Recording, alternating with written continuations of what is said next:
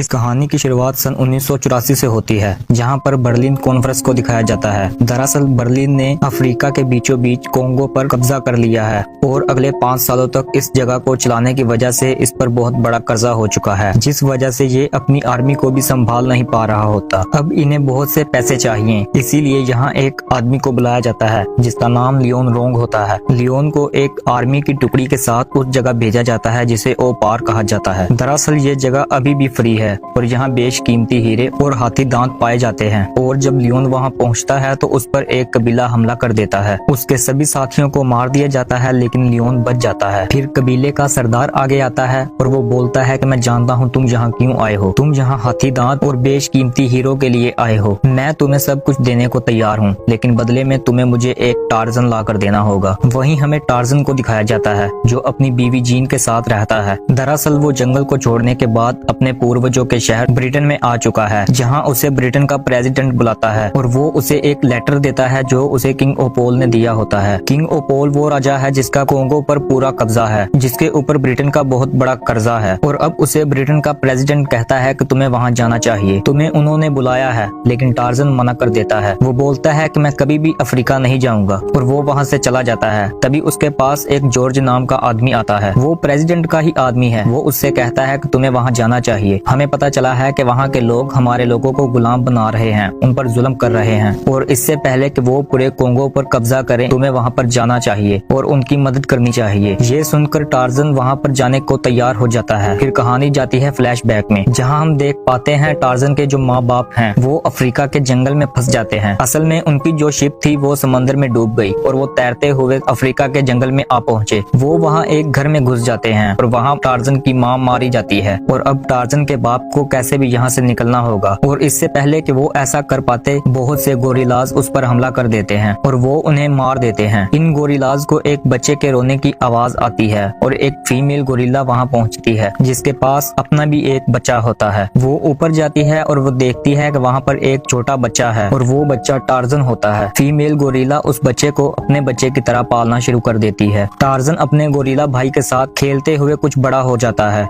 और जब वो बड़ा हो जाता है तो वहाँ कुछ गोरिल्लाज आते हैं और वो नहीं चाहते कि इंसान उनके बीच रहे, उनके साथ रहे, इसीलिए वो टार्जन को मारना चाहते हैं। लेकिन टार्जन की माँ जो खुद एक बहुत ताकतवर गोरिल्ला है वो उन्हें ऐसा नहीं करने देती और उसके बाद सभी टार्जन को एक्सेप्ट कर लेते हैं। टार्जन फिर उस जंगल के जानवरों के साथ खेलता हुआ बड़ा हो जाता है और एक दिन वो एक लड़की को देखता है जो जानवरों के साथ खेल रही होती है। इस लड़की का नाम जीन होता है। टार्जन उसके सामने आ जाता है और अगले ही पल वो छुप जाता है और जब जीन टार्जन को ढूंढ रही होती है तो बहुत से गोरिल्लाज उसके सामने आ जाते हैं और इससे पहले कि वो गोरिल्लाज उस पर हमला करते टार्जन उसे आकर बचा लेता है। लेकिन उसमें टार्जन खुद बहुत जख्मी हो जाता है। इसके बाद जीन टार्जन को कुबा कबीले ले जाती है जहाँ पर टार्जन का इलाज किया जाता है। इलाज होने के बाद टार्जन पूरी तरह ठीक हो जाता है और उसे जीन से प्यार हो जाता है और वो दोनों शादी कर लेते हैं। शादी करने के बाद वो दोनों टार्जन के माँ बाप के घर ब्रिटेन आ जाते हैं। वहीं कहानी फ्लैशबैक से वापस आ जाती है और दिखाया जाता है कि टार्जन एक कामयाब इंसान है और वो अपनी बीवी के साथ खुश है। वो उसे बताता है कि उसे अफ्रीका वापस जाना होगा। जीन जिद करती है और बोलती है कि मैं भी वहाँ जाऊंगी। टार्जन कहता है कि वहाँ तुम्हारी जान को खतरा है क्योंकि वहाँ एक कबीला है जो मुझे अपना दुश्मन मानता है और वो किसी भी तरह मुझे मारना चाहता है। लेकिन जीन उसकी बात नहीं मानती और वो बोलती है कि मैं तुम्हारे साथ चलूंगी और मैं कुबा कबीले के पास ही रहूंगी, जिसे जीन पहले से ही जानती है और जिनके पास वो टार्जन को इलाज के लिए ले गई थी। और अब टार्जन, जीन और जॉर्ज तीनों के तीनों पहुंच जाते हैं कोंगो, जहां कोंगो की सरहद पर बड़े बड़े शेर होते हैं जिनके पास टार्जन जाता है और उन्हें गले लगा लेता है। दरअसल ये सब के सब टार्जन का अफ्रीका में स्वागत कर रहे होते हैं। वहां से वो तीनों सीधा कुबा कबीले पहुंच जाते हैं और जीन उनके सरदार से मिलती है जिसे वो बहुत अच्छी तरह जानती है। दरअसल जीन का डैड एक प्रोफेसर हुआ करता था और वो इस कबीले के लोगों को पढ़ना लिखना सिखाता था। ये लोग जीन और टार्जन को देखकर बहुत खुश होते हैं और रात को वो लोग जश्न मनाते हैं। तभी लियोन अपनी आर्मी के साथ वहाँ पर हमला कर देता है और उनके सरदार को मार देता है और वो टार्जन और उसकी बीवी जीन को बंदी बना लेता है क्योंकि लियोन किसी भी हाल में टार्जन को उस दूसरे कबीले के हवाले करना चाहता है जो टार्जन के बदले उसे बेशकीमती हीरे देंगे। और जब वो उन्हें वहाँ से ले जा रहा होता है तो जॉर्ज पीछे से गोलियां चला देता है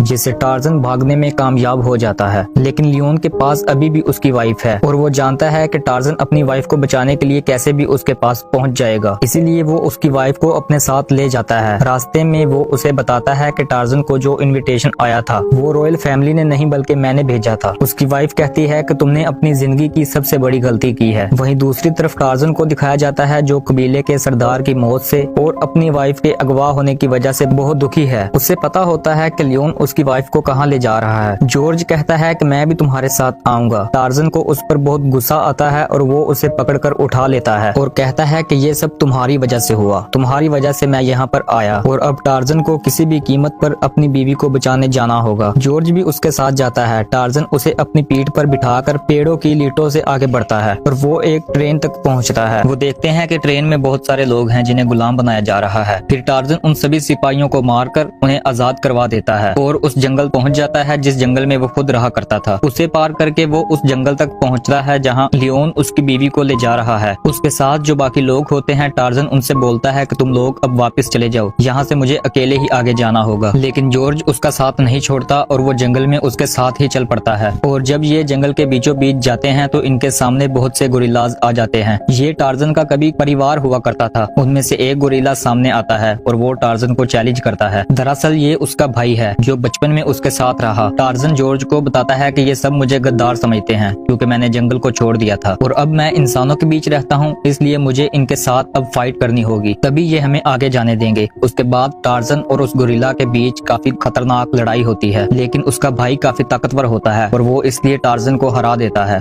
फिर वो जॉर्ज की तरफ बढ़ते हैं जिसके पास गन होती है। टार्जन जॉर्ज से कहता है कि तुम इनके सामने झुक जाओ वरना ये तुम्हें मार देंगे। जॉर्ज उनके सामने झुक जाता है और वो उसे छोड़ देते हैं। रात को जॉर्ज टार्जन के जख्मों पर मरहम लगाता है। वहीं दूसरी तरफ जीन को दिखाया जाता है जो लियोन की शिप से पानी में कूदकर भाग जाती है, लेकिन वो सब लोग उसका पीछा करते हैं। जीन जंगल में पहुंच जाती है। उसके सामने बहुत सारे गोरिल्लाज आ जाते हैं और वो ये जानती है कि इनके सामने झुकने से ये हमला नहीं करते और तभी वहाँ पर लियोन और उसके साथी भी आ जाते हैं। जीन उनसे कहती है कि तुम इन गोरिल्लाज को कुछ नहीं कहोगे, मैं तुम्हारे साथ जाने को तैयार हूँ। और वो जैसे ही उसका हाथ पकड़कर वहाँ से निकलती है, लियोन के साथी उन गोरिल्लाज पर हमला कर देते हैं जिस वजह से बहुत से गोरिल्लाज मारे जाते हैं और उनकी आवाज सुनकर टार्जन भी वहाँ पहुँच जाता है। उसके पीछे पीछे उसका भाई जो गोरिल्ला है वो भी वहाँ तक पहुँच जाता है। फिर ये दोनों लियोन के आदमियों पर हमला कर देते हैं और तभी लियोन का एक आदमी टार्जन के भाई गोरिल्ला पर गोली चला देता है, लेकिन टार्जन उसे बचा लेता है। लियोन फिर से एक बार जीन को लेकर वहाँ से निकल जाता है और गोरिल्ला को समझ आ जाता है कि टार्जन आज भी उसका भाई है। वो खुद को आज भी उसका भाई समझता है। यहाँ से कहानी फ्लैशबैक में जाती है। वहाँ दिखाया जाता है कि टार्जन की माँ जो गोरिल्ला थी उसे एक कबीले के सरदार के बेटे ने मार दिया था। वो उस सरदार का बेटा होता है जिस सरदार ने टार्जन को लाने का लियोन से सौदा किया है। फिर गुस्से में टार्जन ने उस सरदार के बेटे को भी मार दिया था और अपनी माँ की मौत का बदला लिया। इसीलिए वो सरदार टार्जन को मारकर अपने बेटे की मौत का बदला लेना चाहता है। वहीं दूसरी तरफ लियोन को दिखाया जाता है जो जीन को लेकर उस सरदार के पास पहुंचता है और अब टार्जन भी वहां पर पहुंच चुका है। सरदार लियोन को बहुत सारे हीरे देता है जो कि बेशकीमती हैं। उसके बाद सरदार अकेला ही टार्जन से लड़ता है। ये दोनों ही बहुत ताकतवर होते हैं और एक दूसरे पर हमला करते हैं, लेकिन किसी भी तरह टार्जन उसे हराने में कामयाब हो जाता है और सरदार को बताता है कि लियोन एक धोखेबाज है और बहुत जल्द यहाँ 20,000 लोगों की सेना आने वाली है और वो यहाँ हर किसी को अपना बंदी, अपना गुलाम बना लेंगे। यहाँ पर कोई भी नहीं बचेगा। कबीले का सरदार कहता है कि तुमने मेरे बेटे को मारा। टार्जन कहता है कि तुम्हारे बेटे ने मेरी माँ को मारा था। सरदार कहता है कि मेरे बेटे को नहीं पता था कि वो गोरिल्ला तुम्हारी माँ है। लेकिन यहाँ सरदार को एहसास हो जाता है कि टार्जन ने जो किया वो गुस्से और बदले की भावना में किया, जैसे कि वो खुद भी अब करना चाहता था। और उसे ये भी समझ आ जाता है कि लियोन एक धोखेबाज है और बहुत जल्द ही यहाँ आर्मी आने वाली है और वो यहाँ हर किसी को अपना गुलाम बना लेगी और यहाँ के बेशकीमती हीरे और हाथी दांतों को अपने कब्जे में ले लेगी। फिर हमें दूसरी तरफ दिखाया जाता है कि लियोन एक बार फिर से टार्जन की वाइफ को अपने साथ ले गया होता है ताकि कोई भी उस पर हमला करे और वो जीन को दिखाकर वहाँ से निकल जाए। वहाँ पर 20,000 सैनिकों की टुकड़ी पहुँच चुकी होती है जिनके पास बहुत ही खतरनाक हथियार होते हैं, लेकिन टार्जन सभी जंगल के जानवरों को अपने पास बुलाता है इस जंग में शामिल होने के लिए। फिर वो सभी जानवर लियोन की सेना पर हमला कर देते हैं और यहाँ पर चारों तरफ अफरा तफरी मच जाती है। लियोन जीन को लेकर वहाँ से भागने की कोशिश करता है, लेकिन वो जानता है कि वो यहाँ से भाग नहीं सकता क्योंकि वो जानता है कि टार्जन उसके पीछे है। इसीलिए वो जीन को एक रस्सी के साथ बांधकर जानवरों के ऊपर लटका देता है ताकि जब वो नीचे गिरे तो मर जाए, लेकिन टार्जन उसे पकड़ लेता है और वो उसे जॉर्ज के पास फेंक देता है। जीन की जान बच जाती है। फिर टार्जन उस शिप में पहुंचता है जहां पर लियोन होता है। लियोन अपनी एक खास रस्सी से, जिसे रोज मैरी कहा जाता है, जिसे तोड़ना लगभग नामुमकिन होता है, उस उसके साथ टार्जन के गले को दबाता है,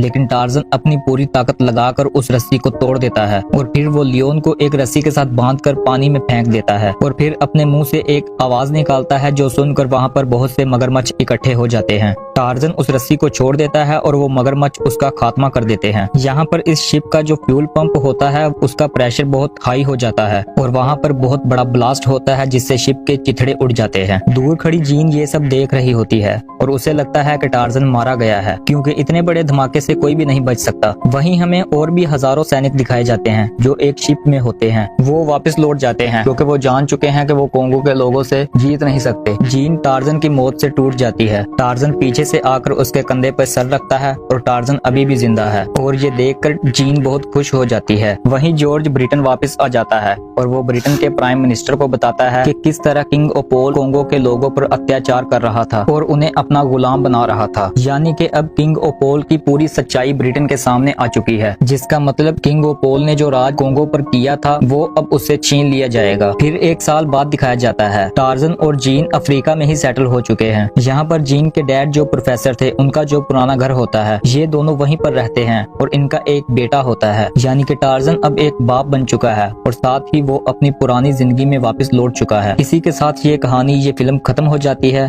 उम्मीद करता हूँ आपको ये कहानी पसंद आई होगी।